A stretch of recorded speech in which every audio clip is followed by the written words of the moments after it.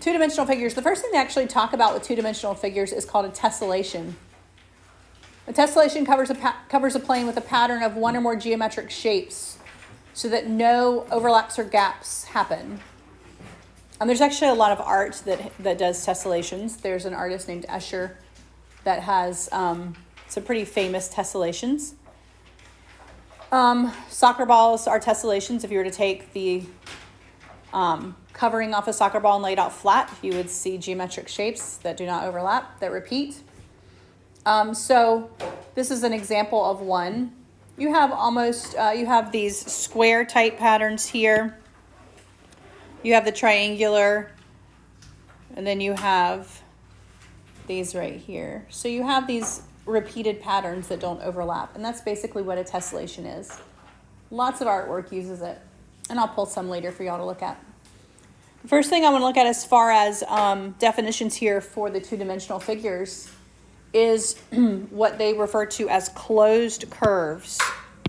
So closed curves, and they give you an example of C and D. The way you can tell if you have a closed curve is if you could follow the curve with a pencil and not pick your pencil up. So if I can take this and I can go along here and not pick it up, then it is closed. It does not matter that it overlaps. It matters that I do not have to pick up my pencil to trace it. All right? That is considered closed. The other part of that is that you end where you begin. So two parts to a closed. You have to be able to draw it without picking up your pencil, and they have to meet. All right? They have to meet. If it is a simple curve, they have A and C as your simple curves. A and C as your simple curves. You never cross your path when you are drawing. All right, so it doesn't necessarily have to be closed to be simple, but you cannot cross over yourself. All right, so A, you don't cross over yourself. C, you do not cross over yourself. All right, but you can see how B and D are not simple because they cross. All right.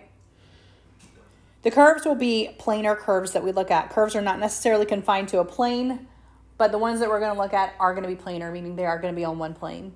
All right. So a curve can actually come off of the plane, but we're going to be talking about planar curves. All right. So you have closed ones. Those you don't have to pick up your pencil and you meet at the endpoints. Simple, you are same thing. It's a continuous curve, but then you do not cross the path when you are drawing. That's a simple curve. Let's look at this next one, a circle. By definition, this is a definition you have to know, is the set of all points in a plane a given distance from a point, which is called the center of the circle. So you have a center, and then you have these points that are all equidistant or the same distance away from that center there, all right? And then any segment from the center to the edge of the circle is called the radius. And so the radius represents the length from the center to the edge of the circle. All right, let's talk about a circle. Can a circle be defined as a curve? So first, is it a curve? Well, yes, it's a curve. Is it simple? What is the definition of simple? It doesn't cross itself. Simple, it doesn't cross itself. Is that true of a circle? Yeah. Yes. And then is it closed? Yes. Yes. So this is a simple closed curve. All right, a simple closed curve. Let's talk about what a circle does. A circle actually divides a plane as well. So you have to think of all of these things in terms of space. So this circle is sitting on a plane, all right? In your book, it's sitting on the plane of your paper here, right? And it divides it into three sets, just like your half plane is divided by that line. You have the set that is the circle itself, right? You have the interior of the circle, and then you have the exterior of the circle. So it actually divides it up into three pieces: interior, exterior, and then the circle itself. So then they talk about what a region is. A region is the union of a simple closed curve and its interior. So if I'm just talking about a circle, then I am talking about the physical points that make up the circle. But if I'm talking about the region of a circle, or area, when we start getting into area, then I'm actually talking about all the interior of the circle as well as the curve itself that makes it up. So this would be a union of the curve itself and the inside of what that closed curve is represented by. All right, and the curve itself is called the boundary. So in a circle, the circle is the boundary. What's inside is the region. So the region is made up of that union, okay? The inside of it as well as the circle itself. And then a term you've probably heard is a polygon. A polygon is a simple closed curve that consists of only segments, all right? So each of the segment is a side of the polygon. Each endpoint is called a vertex. So simple closed curve, because it meets all the definitions, right? You don't have to pick up your pencil, and you meet back where you started from. However, it's actually made up of line segments. So a polygon specifically is made up of segments, which means that a circle would not be a polygon, okay? A circle is not a polygon. You should be familiar with polygons, but a circle is not one. So let's look at these. Determine whether each figure is a polygon. Does it meet the requirements? It has to be simple and closed, and then the edges have to be segments, all right? So let's look at this first one. A, is this a polygon by definition? Yes. Yes, it is simple, it is closed, and is made up of segments. What about B? No. No, my problem here, this is not a line segment. Over on this right side here, that is a curve. That's not a line segment, all right? A segment has to be straight by definition because it's part of a line. What about C? Is C a polygon? Yes. Yes, it's simple, it's closed. The edges are segments. What about D? No. Which one does it not meet, Rayleigh? It's not closed, okay? It is simple. It is made up of line segments, but it is not closed. So this last one would not be a polygon either, all right? Because it is not closed. Definitions of polygon. So what we're doing is we're taking a common term that you have heard and we are defining it very specifically, all right? Let's look at types of polygons. All right, so some definition of polygons and then some of the common ones that you're going to have to know the names of, which hopefully you know most of these, okay? And this is the first book that actually defined 11. Normally they will call it an 11agon, but that's interesting. All right, an equilateral polygon is a polygon that has all sides the same length. These are the polygons that you standardly see in a picture. All right, if you see a triangle, it's usually an equilateral triangle. If you see a pentagon, it's usually an equilateral pentagon. These all have the same side lengths.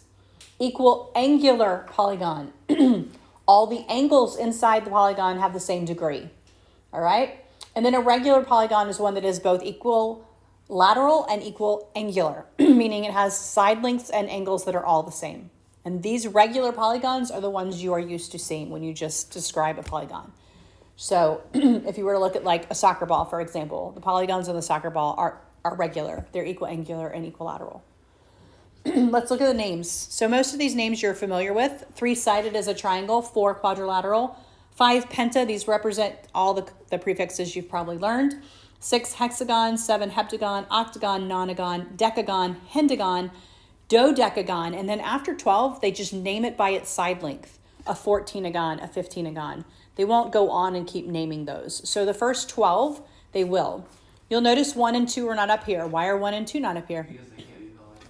Why can't they be polygons? Because they only have 2 sides and they can't connect with only 2 line segments. It won't be closed.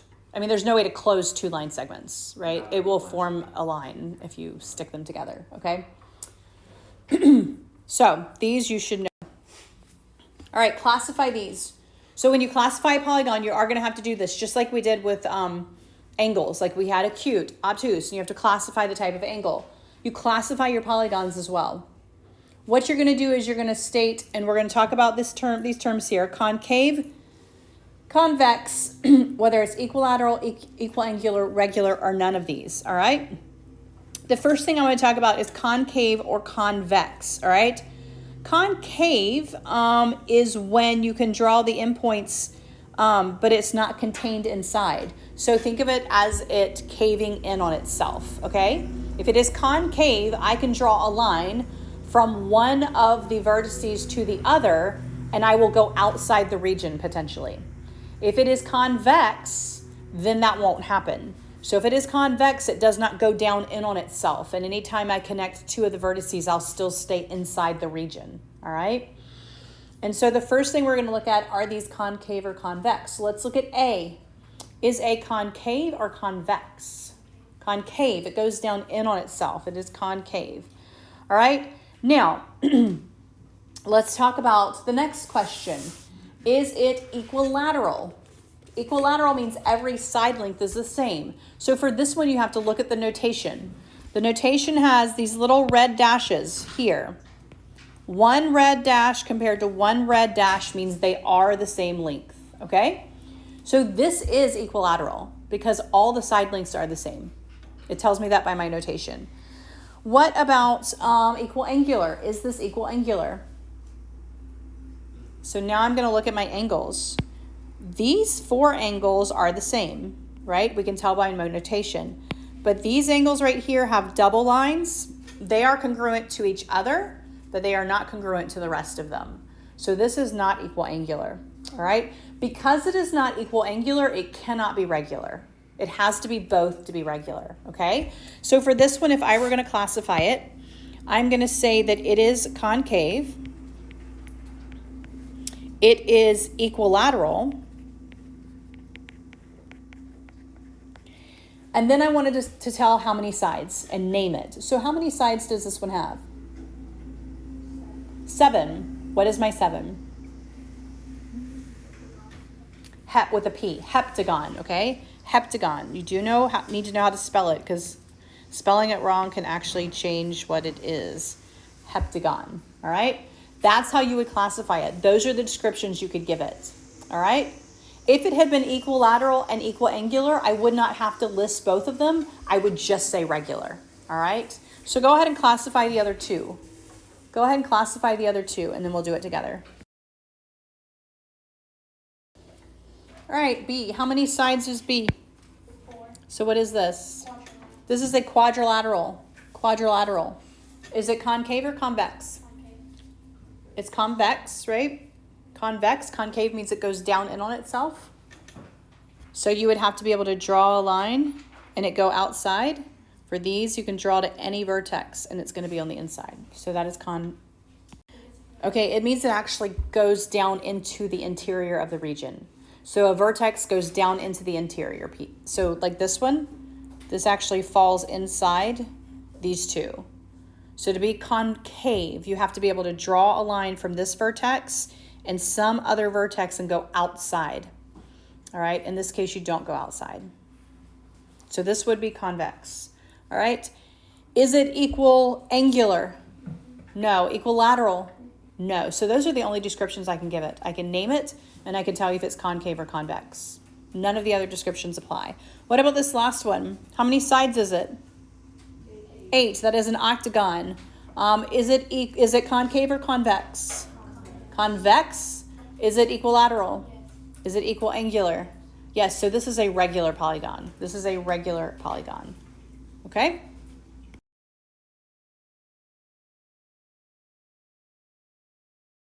All right, let's go over these. The first one, what do you have here? Closed curve. This is a closed curve. It's not simple because it crosses over. 4. What is 4? It's just a simple curve, right? What about 6? This is actually just a curve. The reason it's not closed is because of this endpoint over here. If you go around here, you don't end where you started. You don't end where you started. So it's just a curve. All right. Look at this one. It says, for this one, if the figure is a polygon, classify it by its number of sides. If not, explain why not. Then classify any region formed by a closed figure as tell whether it is convex or concave. So 8, is 8 a polygon? What makes it not a polygon? It is not closed. What about 10? Is it a polygon? What is it? A triangle, right? And it is convex. What about 12? Is it a polygon? No, it is not simple, okay? It has to be simple. It crosses over itself. This is actually, however, considered concave because it does go back in on itself. So it is a figure. It's a concave figure. It's just not a polygon.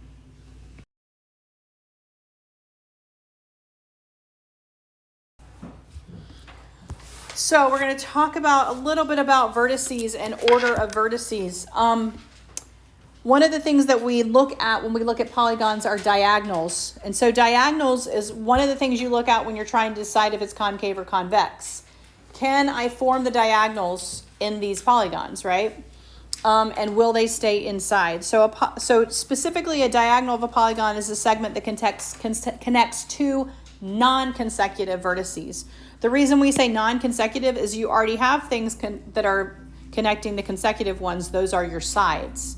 So you have to connect non-consecutive ones in order to be a diagonal. So B to E would be a diagonal. B to D would be a diagonal.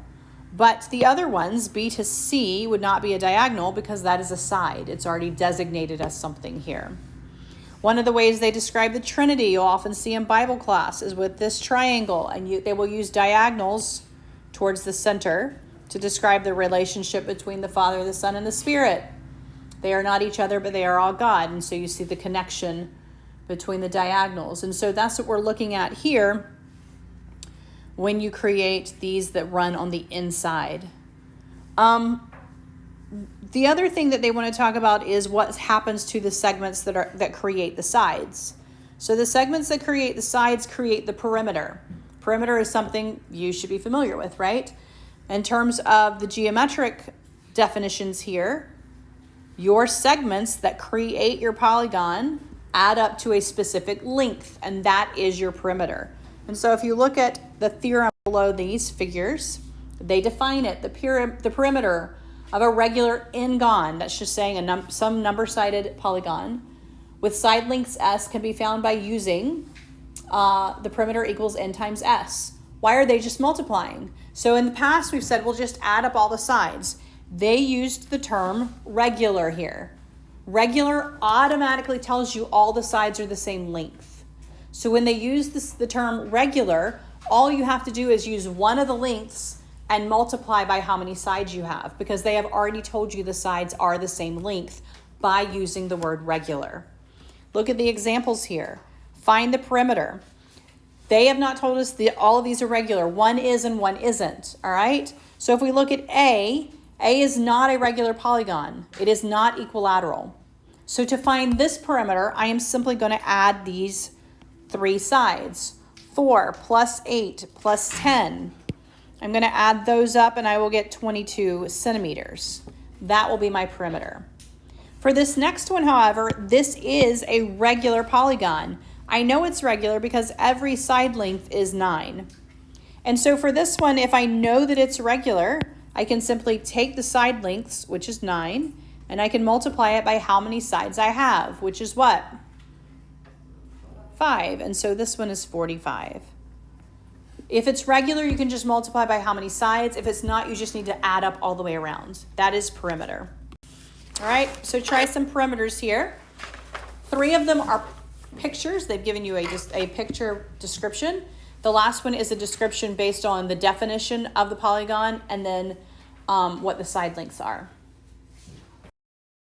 The first one is not regular. So you had to just add up the 7, the 12, and the 18. You should have gotten 37 feet here, 37 feet. For 38, this was regular. So you had 4 sides that were 1/4 each. You could have just multiplied 1/4 times 4, and you should have gotten 1. 40 was also regular. You had a 6-sided figure, 4 in length. You should have gotten 24 meters. And then the last one was not regular. It's quadrilateral, which is 4-sided, and they gave you the 4 sides. You should have just added that up and gotten 31 centimeters.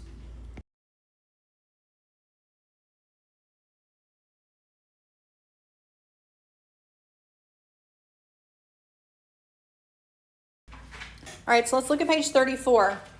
These are specific terms that are only for circles, all right? So these are, we've talked about diagonals within polygons. We know a circle is not a polygon because it's not made up of line segments. And so now we're going to talk about some special lines within circles. The first one they talk about is a chord. A chord. All right, a chord of a circle is any segment whose endpoints are on the circle. All right, if the endpoints are on the circle, it is a chord. One of the chords in this particular picture is BC. Okay? And then you have a special type of chord called a diameter. This one you're probably familiar with. A diameter is a chord that contains the center of the circle. So it meets both requirements here. The endpoints are on the circle, but it goes through the center. That is the diameter. That is the diameter. It will be exactly 2 times the length of the radius because it has actually 2 radii that make it up. And then the last thing is an arc. An arc. An arc is a curve that is a subset of the circle. So a subset of a circle. It's like a piece of the exterior of the circle. It's a piece of the circumference there. All right? Which brings us to this next one, the circumference. Circumference is really the distance around the circle. The distance around the circle, it can be found by multiplying pi times the diameter. So what is pi? Rounded, it's 3.14. It is an irrational number, meaning it goes on forever. 3.14, and then those decimals keep going. They actually backed into this figure. What they found is they would have a circle, and they realized that the ratio between the circumference of the circle and the diameter was always the same number. Always the same number. In the Bible, they rounded it to 3. So they rounded the 3.1 to 3, but when God told them to have the great circle around the altar, they did it in a 3-to-1 ratio, which is pi, all right? They did it in that ratio. And so it is the ratio that goes between the distance around the circle and the diameter of the circle, all right? And so they found that if they would take that circumference and they would divide it by the diameter, they kept getting the same number over and over and over. And so years ago, it was rounded, obviously measuring devices, to something like 3. As our devices got more accurate, we realized that was a little bit more than 3. And then as we got calculators, we realized not only was it a little bit more than 3, that decimal just keeps going, that we have yet to find the end of that decimal. And so they backed into this pi. It's on your calculators, right? So when we use it in class, you're not going to round it. You're going to use what's in your calculator, and then you'll round after you use it. You'll notice there's 2 definitions for this. They have pi times the diameter, and then they have 2 pi times the radius. That is strictly because the radius times 2 equals the diameter. And so if you have the radius, just double it and multiply it by pi. If you have the diameter, then just multiply it by pi, right? You don't have to worry about always using the radius. Use what you have. So finding the circumference, it's really simple. They have, in this case, they actually want us to find the radius. They've told us the circumference is 10. They want us to find the radius. We're just going to plug it in. The circumference equals 2 times pi times the radius. Circumference, they told us, was 10. So 2 times pi times r, you would divide both sides by that 2 pi. And you can reduce it. So if I have 10 over 2 pi, I can reduce it. If I am using a calculator, if it says exact, they want 5 over pi. If they say round it, they want you to put it into your calculator and round. And they will tell you to round to what decimal place. All right? And so in your calculators, you would literally just say 5 divided by, and you would find pi on your calculator and divide it. Look at B, the circumference of a water tower that measures 60 feet across. If they said it measures 60 feet across, what had they given me? Diameter, radius, or circumference? 60 feet across. That would be around diameter, okay? So they're going to use certain words. If they use across, they mean from point to point. That's the diameter. If they say a distance around, that is circumference, okay? So just pay attention to how they word it. So they've given me the diameter here. So for this one, if I want the circumference, then I'm just going to say diameter times pi. And again, if they tell you to round it, then you're going to plug it in and you are going to round it.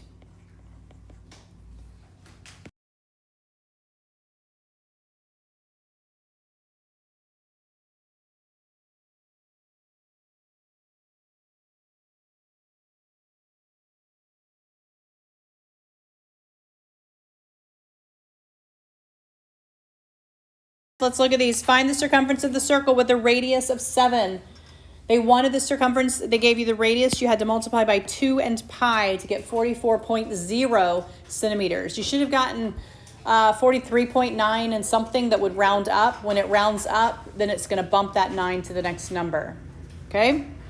Find the circumference of a roll of tape whose diameter is 5. Since they gave you diameter, you just had to multiply by pi. 15.7 centimeters.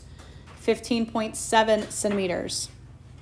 A clock's hour hand is 4 inches long, and its minute hand is 6 inches long. How many inches does the point of each hand travel in 24 hours? If they gave you the hand length, what measurement did they give you? Radius, diameter, or circumference? They gave you the radius. Okay, so each of these had to be doubled and multiplied by pi. 50.3 inches for the 4-inch, and then 904.8 inches for the 6-inch.